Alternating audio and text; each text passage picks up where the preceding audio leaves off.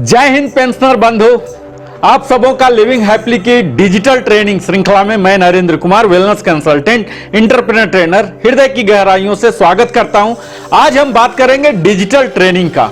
जैसा कि मैं समझ पा रहा हूं, senior citizen, super senior citizen के लिए एक बड़ा चुनौती है आज के युग में डिजिटल ट्रेनिंग को समझना। मोबाइल का, कंप्यूटर का, लैपटॉप का, टैब का, बैंकिंग के कई ऐसे प्रोडक्ट हैं जो कि डिजिटल प्रोडक्ट हैं, इन्हें समझना, उनका यूज करना, इन्हीं में सरलता, सुगमता आपको दिला सकूं, यही उद्देश्य है इस ट्रेनिंग का। तो आज मैं बात करूंगा डिजिटल ट्रेनिंग का, जो कि डिजिटल बैंकिंग पर आधारित होगा। तो सबसे पहले तो यह जान लीजिए कि आज के दिन यानी कि 16 अक्टूबर 2022 को एक प्रोडक्ट भारत सरकार के द्वारा, स्वयं प्रधानमंत्री के द्वारा लॉन्च किया गया है, जिसका नाम है डिजिटल बैंकिंग यूनिट, DBU, जो कि अमृत महोत्सव के 75वां वर्षगांठ पर 75 डिस्ट्रिक्ट में और 75 DBU को ओपन किया जा रहा है। इसी के बारे में हम खास बात करेंगे, उसके खास बिंदुओं को, सैलेंट फीचर्स के बारे में बताएंगे कि किस प्रकार आप यूज कर सकते हैं। और उसे समझने से पहले मैं आपको डिजिटल बैंकिंग के बारे में बताऊंगा। डिजिटल बैंकिंग और ऑनलाइन बैंकिंग में क्या डिफरेंस है, क्या समानताएं हैं, क्या विभिन्नताएं, इन पर बात करूंगा। डिजिटल बैंकिंग के टाइप्स कितने होते हैं, इसके कंपोनेंट्स कौन कौन से तत्व हैं, और भारत में डिजिटल बैंक्स कौन कौन से हैं, इनके उदाहरण क्या क्या हैं, कौन कौन से चुनौतियां हैं और उनके समाधान किस प्रकार की जाती है। और इसके साथ ही मैं हर वीडियो के भांति बॉटम लाइन, जो हमारा कंक्लूडिंग थॉट्स होते हैं, यानी कि बोनस टिप्स होते हैं, वह तो साझा करूंगा ही। तो आइए हम वीडियो की शुरुआत करते हैं डिजिटल बैंकिंग यूनिट, DBUs को समझने के लिए। तो सबसे पहले तो यही जान लें कि DBU होता क्या है। तो DBU है डिजिटल बैंकिंग को वितरित करने के लिए उनके उत्पादों और सेवाओं को, यानी कि delivering the digital banking products and services. अब आप बोलेंगे कि हमें तो डिजिटल बैंकिंग ही नहीं मालूम है, तो डिजिटल बैंकिंग के क्या प्रोडक्ट सर्विस होते हैं ये हमें क्या पता। तो सबसे पहले यही समझ लीजिए कि डिजिटल बैंकिंग आखिर होता क्या है। तो यह एक अम्ब्रेला की तरह टर्म यूज होता है, जिसमें कि शामिल होते हैं सभी बैंकिंग एक्टिविटी जो कि परफॉर्म्ड किए जाते हैं उनके टेक्नोलॉजिकल मींस के द्वारा, यानी कि कोई भी ऐसा हार्डवेयर होंगे, सॉफ्टवेयर होंगे, उनके द्वारा यह परफॉर्म किए जाते हैं। तो यह डिजिटल बैंकिंग तो अब पता चल गया। अब दूसरा आता है ऑनलाइन बैंकिंग। कई लोग digital banking, internet banking, online banking दोनों समान ही समझते हैं, पर ऑनलाइन बैंकिंग डिजिटल बैंकिंग का एक छोटा सा हिस्सा है, जो कि डिजिटल डेली बैंकिंग प्रैक्टिसेस हम जो करते हैं वह इसके द्वारा इंटरनेट इनेबल्ड डिवाइसेस के द्वारा किया जाता है।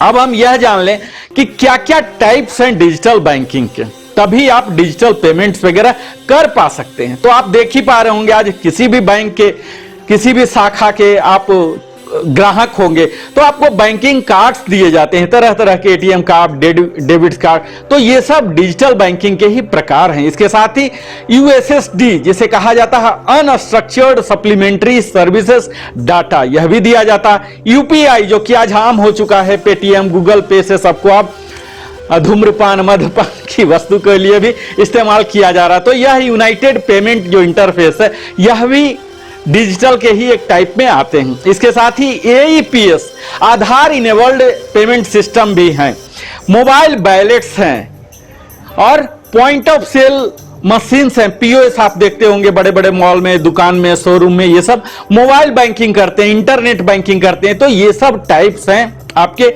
डिजिटल बैंकिंग के। अब मैं बताऊंगा कि इनके कौन कौन से डिजिटल बैंकिंग के तत्व हैं, कंपोनेंट्स क्या हैं। तो डिजिटल बैंकिंग, जो डिजिटल ट्रांसफॉर्मेशन है, ये इंडलेस है। यह ऐसा नहीं कि जो 10 साल पहले था वो आज है, और आज जो है वो 5 साल बाद ही रहेगा।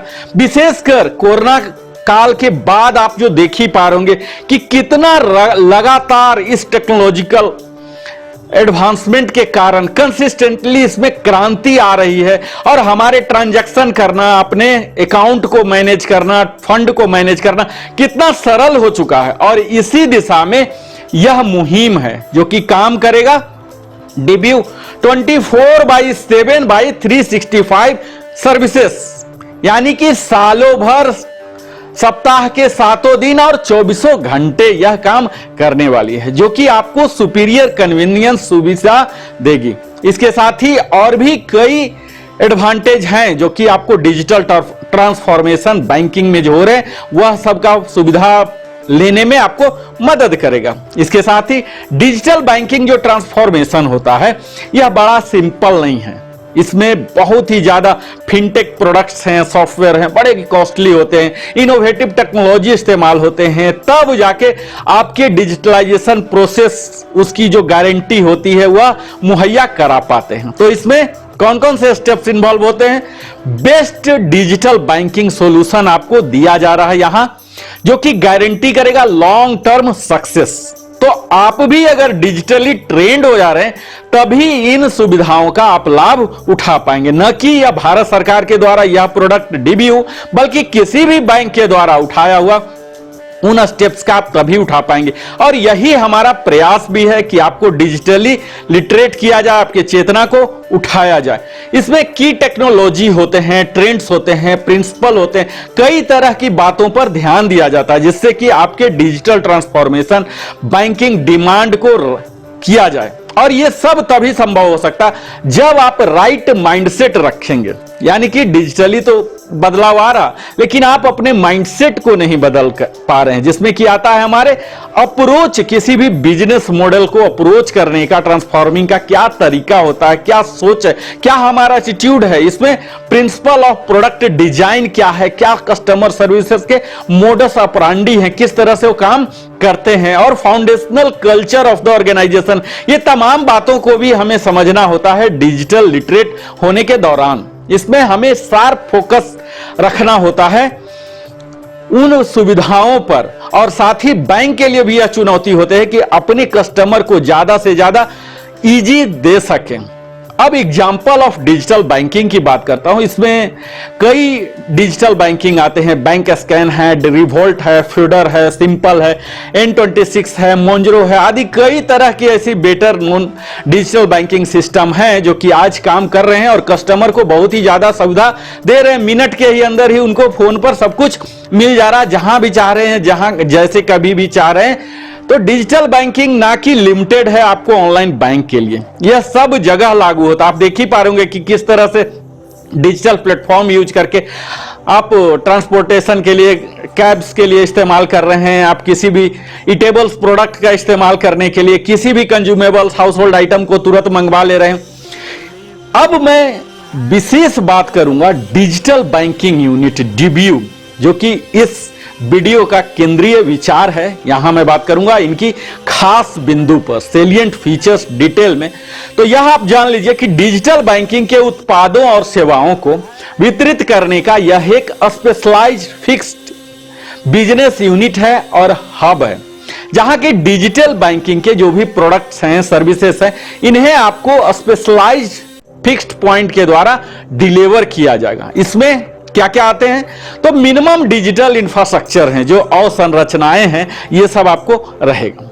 जो मौजूदा वित्तीय उत्पादों जो कि आज अवेलेबल है और सेवाओं को डिजिटल रूप से सेवा प्रदान करना ही इनका प्रमुख उद्देश्य है। जो कि एग्जिस्टिंग फाइनेंशियल प्रोडक्ट है, सर्विसेज है, इनको डिजिटली आप तक पहुंचाया जा सके, जिससे कि आप सारे सुविधा का लाभ उठा सकें। और यह सेल्फ सर्विस स्वयं सेवा के द्वारा होता है और असिस्टेड मोड सहायता के लिए भी वहां रहेंगे, तो दोनों में है। यह ग्राहकों को किफायती और सुविधाजनक वित्तीय सेवाएं प्रदान करने में एक सक्षम माना जा रहा है, जहां की इफिशिएंट, पेपरलेस, सिक्योर्ड और कनेक्टेड इन्वायरमेंट दिया जा रहा है, जो कि कॉस्ट इफेक्टिव भी है और कन्वीनियंट फाइनेंशियल सर्विसेज आपको दे रहा है। तो यह डीबीयू जो है 75 डिस्ट्रिक्ट में और 75 डीबीयू को खोला गया है। तो इसमें कौन कौन से सर्विसेज अवेलेबल हैं यह मैं बता दूं।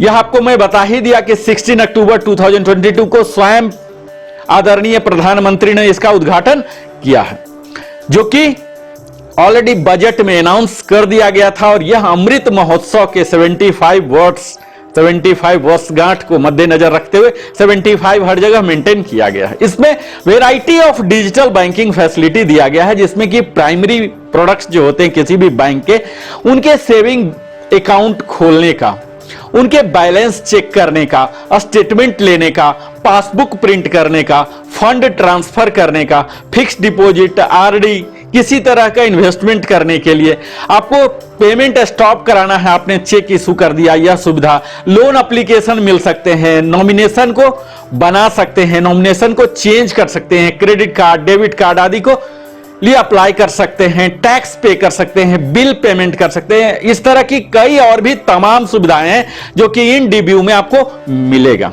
मैं वीडियो को और आगे बढ़ाऊं इससे पहले मैं आप सबों से विनम्र निवेदन करता हूं, आप हमारे चैनल को अवश्य ही सब्सक्राइब करें ताकि हमारे चैनल को भी आपकी तरह ही विकास और वृद्धि के, प्रगति और उन्नति के एक शुभ अवसर मिले। और जब लाइक करते हैं तो हमारा भी मनोबल बढ़ता है और हम और ज्यादा से ज्यादा अपनी टीम को रिसर्च पर लगाते हैं, एडिटिंग पर लगाते हैं, ताकि और वैल्यू एडेड वीडियो आपको लगाते हैं और अपने सगे संबंधियों के साथ भी साझा करें।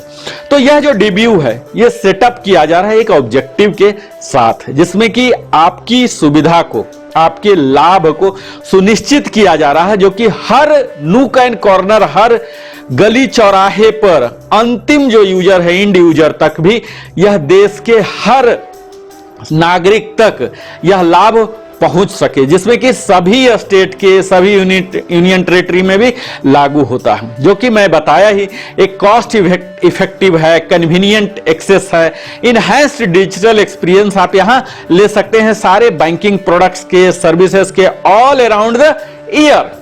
तो डिजिटल फाइनेंशियल लिटरेसी अगर आपको बढ़ाना है, अगर डिजिटल लिटरेट होना चाहते हैं, जो कि आज के लिए एक विकल्प नहीं, एक जरूरी हो चुका, अनिवार्य आप इसे मान सकते हैं, तो इसमें डीबीयू में एक स्पेशल इंफेसिस दिया गया है कि कस्टमर को एजुकेट भी किया जाए और विशेषकर उनके जो साइबर सिक्योरिटी अवेयरनेस जो होते हैं, उनके सजगता की कमी के कारण कई बार फ्रॉड में फंस जाते हैं, उन्हें भी सेफगार्ड करने के लिए कौन कौन से मैकेनिज्म लिए जाते हैं, इसके लिए भी प्रशिक्षित भी करना है। यह जो डीबीयू है ये यूनियन बजट जब 2022-23 में तत्कालीन वित्त मंत्री ने जो अनाउंस किया था, उसी के दौरान यह 75 डीबीयू की बात की गई थी, जिसमें सफिशिएंट, प्रचुर मात्रा में डिजिटल मैकेनिज्म को रियल टाइम असिस्टेंट के लिए ऑफर किया जा रहा है, जिससे कि इसमें कस्टमर की जो शिकायत है, कस्टमर ग्रीवियंसेस है, चाहे बिजनेस के दौरान या सर्विसेज के दौरान, इसको भी एड्रेस किया गया, यानी कि शिकायत करने की भी सुविधा डीबीयू में दिया गया है, जो कि डायरेक्टली या तो है या फिर थ्रू बिजनेस फैसिलिटेटर या करस्पॉन्डेंस के द्वारा भी हो सकता है, ऑनलाइन भी है। तो यह सेंट्रल गवर्नमेंट के मिशन है जो डिजिटल इंडिया, उस मिशन के मुहिम के तहत यह डीबीयू योजना है, जो कि इजीली एक्सेसिबल फाइनेंशियल सर्विसेज को मुहैया करता है ताकि सभी नागरिकों के पास यह पहुंच सके, डिजिटली अक्रॉस सभी ज्योग्राफी में, पूरे भारत के कोने कोने तक यह पहुंच सके और बैंकिंग के जो इंफ्रास्ट्रक्चर है उसको और बेहतर कर सके। इस मुहिम में करीब 11 पीएसबी यानी कि नेशनलाइज्ड बैंक और 12 प्राइवेट बैंक और एक स्मॉल फाइनेंस बैंक, इसके जो लघु हैं ये भी, यानी कि 24 संस्थाएं टोटल इसमें शामिल हैं। ये सबको दिया गया है डिजिटल बिजनेस यूनिट स्थापित करने के लिए असाइन किया गया है, और यह सुनिश्चित क्या करेगा, तो आपका लाभ हो, डिजिटल बैंकिंग की सुविधा सबको मिले। जैसा कि हमने बताया ही, पीएम स्वयं किए हैं ऑनलाइन। इसमें इस 75 में जम्मू एंड कश्मीर, जहां की ज्यादा डेवलपमेंट नहीं हो पाता था, अब वहां भी हुआ है, और जम्मू एंड कश्मीर के बैंक के द्वारा ये 2 वहां भी दिया गया है डीबीयू, जो कि वीडियो कॉन्फ्रेंसिंग के द्वारा ही उद्घाटन किया गया। ये जे&के बैंक के द्वारा, जो कि चन्नी रामा जो जम्मू में है और लाल चौक श्रीनगर, ये दोनों डिस्ट्रिक्ट में भी यह डीबीयू स्थापित किया गया है। तो इस तरह से प्रचुर मात्रा में डिजिटल मैकेनिज्म को यहां दिया जा रहा है और रियल टाइम असिस्टेंट के लिए किया जा रहा है, जहां की शिकायत की भी सुविधा है, रिड्रेसल कस्टमर ग्रीवियंसेस, जो कि बिजनेस या इसके द्वारा हो जा रहा है, डायरेक्टली या इनडायरेक्टली भी। हालांकि अप्रैल 2022 में ही आरबीआई ने इसके लिए गाइडलाइन रिलीज कर दिया था, establishment of digital banking unit, जिसकी विस्तार में हम अगले किसी वीडियो में लेंगे। अब मैं बात करता हूं कि इस मुहिम में कौन कौन से चैलेंजेज आएंगे और क्या सॉल्यूशन होने चाहिए। आज भारतवर्ष में ना कि डिजिटल लिटरेसी की भी कमी है। इंग्लिश कितने लोग जान पाते हैं, ये सारे डिजिटल प्रोडक्ट को समझने के लिए, उनके डिस्क्रिप्शन को देखने के लिए, समझने के लिए जो भी FAQs होते हैं अक्सर इंग्लिश में ही होते हैं। तो एक तो लैंग्वेज ही प्रॉब्लम हो जाता है। भारत में भिन्न भिन्न तरह के भाषा बोले जाते हैं और ये सारे डिजिटल प्रोडक्ट सिर्फ इंग्लिश में रहते हैं, तो इंग्लिश स्वयं ही एक हर्डल्स के रूप में आता है। तो पहला तो चुनौती यही है कि हर रीजनल लैंग्वेज में इनके जो टूल टिप्स हैं, मीनू हैं, FAQs हैं, ये सब आने चाहिए। तो यह एक चुनौती के रूप में यहां सक्सेस होगा। कब होगा? इसके लिए डिजिटल स्ट्रेटजी बनाने की जरूरत है जो कि ग्रोथ को और हमारे कस्टमर एक्सपीरियंस को सुधारने की क्षमता रखता हो, जो कि निरंतर उसके फीडबैक पर होगा, ना कि मात्र कॉस्ट को रिड्यूस करना। आप ये समझ ही पा रहे होंगे कि धीरे धीरे किस तरह से सरकार बढ़ रही है। इस DBU एक पायलट प्रोजेक्ट की तरह 75 लिया गया है। धीरे धीरे यही शाखा का, जो कि अभी अलग अलग भिन्न भिन्न बैंकों के शाखा काम करते थे, यही सारे काम यही करेंगे, जो कि बैकएंड में बैंक रहेंगे और फ्रंट एंड में यही रहेंगे। यानी कि भविष्य उन ब्रांचों का, उन शाखाओं का क्या होगा, यह आप खुद अनुमान लगा सकते हैं, भविष्यवाणी कर सकते हैं कि उन बैंक का, उन शाखाओं का क्या होने वाला है। क्योंकि डिजिटल वर्ल्ड में ना कि यहां इंफ्रास्ट्रक्चर बदले जा रहे हैं, ना कि स्किल सेट बदले जा रहे हैं, माइंडसेट बदले जा रहे हैं, आपको सब कुछ बदले हुए नजर आएंगे। विशेषकर कोरोना के बाद जितनी फास्ट गति से हमारी इकोनॉमी बदल रही है, आप एक एक साल में ही बदले हुए रूप देख सकते हैं। तो यहां जरूरत है आपको स्वयं को भी बदलने का, यानी कि अपने डिजिटल लिटरेसी को बढ़ाने का। यहां इनके पास चैलेंज है ट्रांसपेरेंसी को, जो कि ब्लॉकचेन मैनेजमेंट के द्वारा ही हो सकता है। ब्लॉकचेन टेक्नोलॉजी एक न्यू टेक्नोलॉजी है, यहां अगर लगाते हैं जिसमें कि personalised services through artificial intelligence लगाया जाएगा, ऑटोमेशन कितने लगाए जाते हैं, क्लाउड कंप्यूटिंग का कितना एडवांटेज दिया जाता है, तो ये सब से कस्टमर को भी अवगत होना पड़ेगा। यानी कि आप सबों को, विशेषकर यह वीडियो मैं बना रहा हूं उन विशेष सीनियर सिटीजन के लिए जिनको कि लिटरेसी इतना कम है। क्लाउड कंप्यूटिंग, जो कि हम समझ ही पा रहे हैं कि यह यूजर को अलाउ करता है, ना कि बैंकिंग के लिए, बल्कि और भी कई तरह की पॉपुलर फाइनेंशियल सर्विसेज हैं। किसी भी लोकेशन से, यह जो फेसबुक है यह भी क्लाउड कंप्यूटिंग पर ही चल रहा है। यह रिमोट वर्क और ट्रांजैक्शन के लिए बैंकों को पावरफुल करता है और कस्टमर को किसी भी समय में यह डाटा एक्सेस करने को परमिट करता है। तो इस तरह से हमारे कस्टमर आर्टिफिशियल इंटेलिजेंस के द्वारा उनके डाटा को इजीली पहुंचाया जाएगा, एनालिसिस किया जाएगा, ऑटोमेट किया जाएगा। ये सब चुनौतियां हैं। देखना यह आगे के दिनों में कि DBU ये सब करने में कितना सक्षम है, अपने एक्यूरेसी को कितना बढ़ा पा रहा है, एफिशिएंसी को बढ़ा पा रहा है, और जो कंप्लायंस इश्यू हैं, जो रेगुलेटर्स हैं RBI के, उन सबको मानने में कितना सक्षम है। अब वह मशीन है, DBU तरह तरह के टैब हैं, इन सबों की सुरक्षा के लिए, मेंटेनेंस के लिए चाहिए तो कितने AMC हैं, कितने रेगुलर काम करते हैं, कितने गार्डेड हैं, और क्या अभी तक का ATM का ट्रैक रिकॉर्ड रहा है, ये हम सब जानते ही हैं। तो यहां यह सब चुनौतियां होंगी। इंडलेस फंक्शनलिटी है, जिसमें कि lightning fast services through voice tech and IoT को लागू करना चाहिए, जिसमें कि सेंसर हैं, स्मार्ट वॉचेज हैं और कई अदर यूनिक फीचर्स भी हैं, जो कि इंटरनेट ऑफ थिंग IoT के द्वारा कस्टमर को देना चाहिए, उन्हें प्रोवाइड करना चाहिए, तभी वो फुल कंटैक्टलेस पेमेंट ले सकते हैं, जिसके लिए DBU के द्वारा ही या सरकार के द्वारा ही लोगों को भी डिजिटली ट्रेंड करने की मुहिम अवश्य ही होना चाहिए। तभी डिजिटली ऑपरेटिंग मॉडल्स को डिफाइन कर सकते हैं और एक एक्यूरेट डिजिटल ऑपरेटिंग मॉडल्स को लगा सकते हैं। सारे मॉडल्स एक अलग तरह के चैलेंजेज होते हैं, उनके लाभ होते हैं, और यह सब तभी संभव है जो कि मार्केट सेक्टर लोकेशन पर डिपेंड करते हैं। उनके मॉडर्नाइजेशन, इंफ्रास्ट्रक्चर क्या है, कंटिन्यूअस इंप्रूवमेंट कर रहे हैं कि नहीं, इनोवेटिव जो फास्ट डिजिटल कल्चरल शिफ्ट है, ये सब को ओवरकम करना पड़ेगा। अब आप यह एक विजुअल्स देख लीजिए जिसमें कि DBU के बारे में दिया गया है, फिर मैं बात करूंगा। Formalizing of Indian economy. I urge all the representatives who are present here today to spare at least some time each day to promote literacy, financial literacy, digital education for the bank customers and for all those business units which are small in your neighborhood. Popularizing digital banking is important. Also, the most important aspect is that it is going to be cost effective for the consumer. It is going to be absolutely safe and secure for them to use it. These thoughts will have to be promoted by the bank agents, meaning banking agents, banking correspondents, bank managers, and all officials, so that greater formalization of the Indian economy can be achieved. And finally, I congratulate the RBI and the Indian Bank Association for very speedily implementing this in a very efficient manner. I am sure that our collective efforts, the DBUs, will go a long way in giving further impetus to digital banking in India and help our economy to move towards a cashless and inclusive economy. Dhanyavad. Thank you ma'am.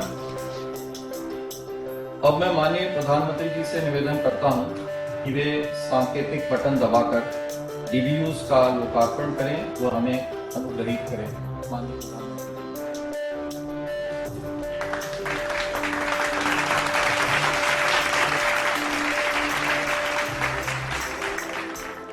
Technology का सही इस्तेमाल पूरी मानवता के लिए कितना क्रांतिकारी है, इसका उदाहरण भारत ने डिजिटल इंडिया अभियान के तौर पर पूरे विश्व के सामने रखा है। माननीय प्रधानमंत्री श्री नरेंद्र मोदी जी के नेतृत्व में डिजिटल इंडिया का संकल्प आज देश को नित नई ऊंचाइयां प्रदान कर रहा है। 8 वर्षों की यह यात्रा देश की जनता के लिए अनेक सुविधाओं को लेकर आई है। आजादी के 7 दशकों तक भी गरीबों के लिए बैंक अकाउंट सुलभ न होने से लेकर पिछले सिर्फ 8 सालों में 47 करोड़ जनधन खाते खुलने की ये यात्रा, हर सुविधा के लिए लाइन लगाने से लेकर जनधन, आधार और मोबाइल की ट्रिनिटी से एक मजबूत डिजिटल वित्तीय इकोसिस्टम की ये यात्रा, कुछ 100 स्टार्टअप से लगभग 80,000 स्टार्टअप्स की ये यात्रा प्रधानमंत्री श्री नरेंद्र मोदी जी के विजन के अनुसार लगातार आगे बढ़ रही है, जहां लक्ष्य सिर्फ एक है, तकनीक का लाभ देश के अंतिम व्यक्ति तक पहुंचे। आजादी के अमृत महोत्सव में माननीय प्रधानमंत्री श्री नरेंद्र मोदी जी के विजन के अनुरूप गो डिजिटल के उद्देश्य के साथ देश के हर कोने में देश के हर व्यक्ति को डिजिटल तकनीक के माध्यम से सभी बैंकिंग सुविधाएं देने के लिए साकार हुई है digital banking unit. Digital banking unit में बैंकिंग से संबंधित सभी कार्य पूरी तरह डिजिटल माध्यम से कागज रहित यानी पेपरलेस, सुगम और सुरक्षित रूप से करने की सुविधा दी जाएगी। डिजिटल बैंकिंग यूनिट्स में सेल्फ सर्विस जोन के अंतर्गत इंटरनेट बैंकिंग की सुविधा, डिजिटल सेवाओं के लिए टैब, ई-केवाईसी या वीडियो केवाईसी का उपयोग करके खाता खोलने की सुविधा, महत्वपूर्ण बिलर्स द्वारा बिल भुगतान की सुविधा, एंड टू एंड लोन की पूरी कागज रहित और सुगम सुविधा के साथ साथ सरकारी योजनाओं का लाभ उठाने हेतु सभी सुविधाएं उपलब्ध रहेंगी। ये सेल्फ सर्विस जोन साल के 365 दिन और दिन के 24 घंटे सेवा में रहेंगे। वहीं दूसरी ओर डिजिटल असिस्टेंस जोन में ग्राहकों की ऑनबोर्डिंग, डेबिट कार्ड जारी और अनब्लॉक करना, मोबाइल बैंकिंग और इंटरनेट बैंकिंग सहायता, ग्राहक शिकायतें और शिकायत प्रबंधन, सावधि और आवर्ती जमा खाता खोलने की सुविधा, ग्राहकों के लिए mobile banking, internet banking, debit card, credit card और फास्टैग हेतु डिजिटल किट, और साथ ही व्यापारियों के लिए यूपीआई, क्यूआर कोड, भीम, आधार, पीओएस के लिए डिजिटल किट जैसी सुविधाएं उपलब्ध रहेंगी। डिजिटल बैंकिंग यूनिट देश के डिजिटल क्रांति में एक महत्वपूर्ण हिस्सा बनेगा और देश की जनता को सुगम, सुरक्षित और कागज रहित बैंकिंग का अनुभव देकर देश में डिजिटल बैंकिंग के प्रयोग को बढ़ावा देगा। इस विश्वास के साथ इस महान देश और हर भारतीय पर इस स्वर्णिम अवसर पर माननीय प्रधानमंत्री श्री नरेंद्र मोदी जी द्वारा डिजिटल बैंकिंग यूनिट्स समर्पित है।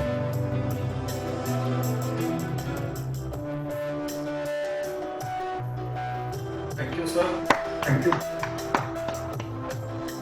अब मैं माननीय प्रधानमंत्री जी से निवेदन करता हूं कि वे हमें अपना मार्गदर्शन व आशीर्वचन प्रदान करें। माननीय प्रधानमंत्री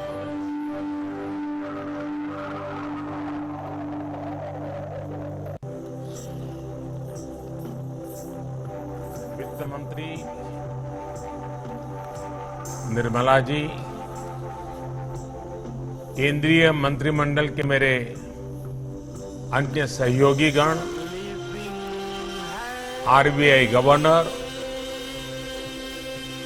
विभिन्न मंत्रालयों के सचिव, देश के अलग अलग कोने में मुख्यमंत्री, मंत्रिपरिषद के लोग जो इस कार्यक्रम का नेतृत्व कर रहे हैं, अर्थनीति से जुड़े सभी जानकार, बैंकिंग सेक्टर के एक्सपर्ट्स, अन्य महानुभाव, देवी और सज्जनों, अब आप बॉटम लाइन के रूप में जो हमारे कंक्लूडिंग थॉट है यह देख लीजिए कि इसमें कोई दुविधा नहीं है, कोई संशय नहीं है कि जो डिजिटल ट्रांसफॉर्मेशन है बैंकिंग में, यह बिना रिस्क के नहीं होगा। रिस्क तो होना ही है। कई लोग अपने ओटीपी शेयर कर देते हैं, एटीएम पिन शेयर कर देते हैं, अपने यूजर क्रेडेंशियल जो कि उनके पासवर्ड हैं, यूजर आईडी हैं, ये सब शेयर कर देते हैं या इस तरह से रखते हैं कि कोई और भी ले लेते हैं। तो एक केयरफुल प्लान आपके द्वारा बनाना पड़ेगा, तभी आपके डिसरप्शन को जो एग्जिस्टिंग बिजनेस प्रोसेस में है यह आपको मदद करेगा। तभी प्रॉपर इनोवेशन जो है, नवाचार, इन सबों का सेफली और सीमलेसली आप लाभ उठा सकते हैं। तो यहां कुछ जोखिम है, इस जोखिम को आप जरूर, हर बैंक अपने कस्टमर को सदैव आगाह करते रहता है कि आप किसी के साथ ओटीपी, पासवर्ड शेयर नहीं करें। डिजिटल ट्रांसफॉर्मेशन जो है डिसरप्टिंग है फाइनेंशियल सर्विसेज इंडस्ट्री के लिए। यहां से कई तरह के प्रॉफिट मार्जिन जो आज बैंक में घट रहे हैं धीरे धीरे, क्योंकि पहले जैसे अब नहीं है, कई सुविधाएं, अधिकतम सुविधाएं फ्री में हैं। तो यहां कंटिन्यूअस नवाचार की गुंजाइश है और वह मिनिमम कॉस्ट पर होना है, कंपिटिटिव मार्केट है। तो यहां कस्टमर को डिजिटल लिटरेट होना ही पड़ेगा, यानी कि टेक्नोलॉजी कंपनी के रूप में, जो कि बैंक एक फाइनेंशियल इंस्टीट्यूशन के रूप में जाने जाते थे, अब उनका बदला रूप हो गया है। अब वो एक टेक्नोलॉजी कंपनी के रूप में, जैसे कि मोनोसेप्ट हैं और कई तरह की ऐसी हैं जो कि बैंक से टेक्नोलॉजी कंपनी के रूप में हो गए। अल्टीमेटली वो टेक्नोलॉजी प्रोडक्ट ही दे रहे हैं अपने सर्वर के द्वारा, प्रोडक्ट डिजाइनिंग के द्वारा, रेदर मैन पावर के द्वारा। तो ये पैराडाइम शिफ्ट जो हो रहा है, इसका अगर लाभ लेना चाहते हैं तब आपको डिजिटल लिटरेट होना ही पड़ेगा, क्योंकि यह तो टेक्नोलॉजी रुकेगा नहीं, यह तो डिजिटल मुहिम की तरह वर्ल्ड ही जा चुका है, ग्लोब जा चुका है। तो आपको भी जाना पड़ेगा और इस डिजिटल ट्रांसफॉर्मेशन के हिस्सा बनने के लिए आपको मैं ढेर सारी शुभकामनाएं देता हूं। और आप कमेंट के द्वारा लिख सकते हैं कि आपको पार्टिकुलर क्या समस्या आ रही है, ताकि उस समस्या को डील करते हुए मैं अगला वीडियो बनाऊं। आप निरंतर अपने जीवन का बहुमूल्य समय हमारे साथ Narendra Kumar wellness consultant, entrepreneur trainer के साथ बिताते हैं, इसके लिए दिल की गहराइयों से बहुत बहुत धन्यवाद। अगले वीडियो में मिलता हूं फिर नए विषय पर। तब तक विनम्र निवेदन करता हूं, अगर आप पहली बार आए हैं हमारे चैनल को अवश्य ही सब्सक्राइब करें, ताकि प्रगति और उन्नति का अवसर मिले। लाइक करें, अपने सगे संबंधियों के साथ भी साझा करें। बहुत बहुत धन्यवाद, फिर मिलता हूं।